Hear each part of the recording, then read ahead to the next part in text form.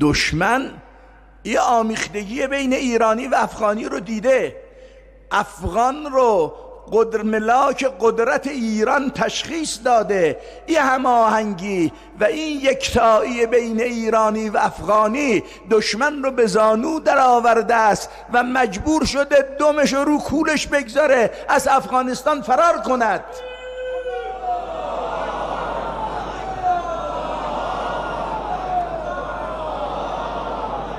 برادران و خواهران افغانی ما که به خاطر مسائل مختلف در کشورشون مجبور به هجرت شدن مهمانان ما هستند.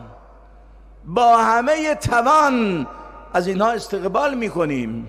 امروز برادران و خواهران افغانی ما که به هر علتی به کشور ما مهاجرت کردن و رو آوردن به عنوان مهمان شریک زندگی ما هستند و بایستی با آغوش باز و عاطفه هرچه بیشتر و کاملتر از این برادران و خواهران افغانی به کوری چشم دشمن که استکبار جهانی هست ما باید استقبال کنیم.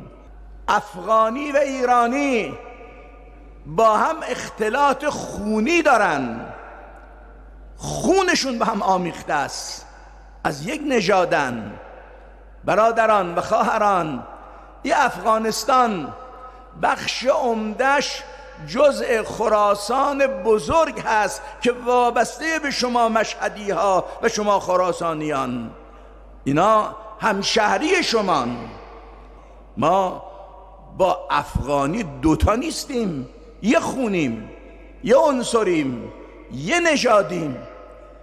شما ببینید تمام مفاخر ما در عرصه های مختلف علم و فرهنگ همه از افغانستان بودن.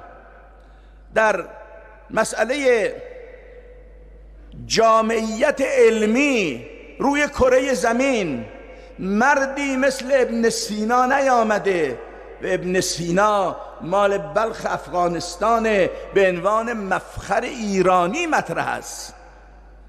در مسئله جامعیت علم و هنر مردی مثل فارابی در هیچ ملتی و در هیچ امتی نیامده و فارابی مال افغانستانه و به عنوان مفخر ایران ما به حساب میاد.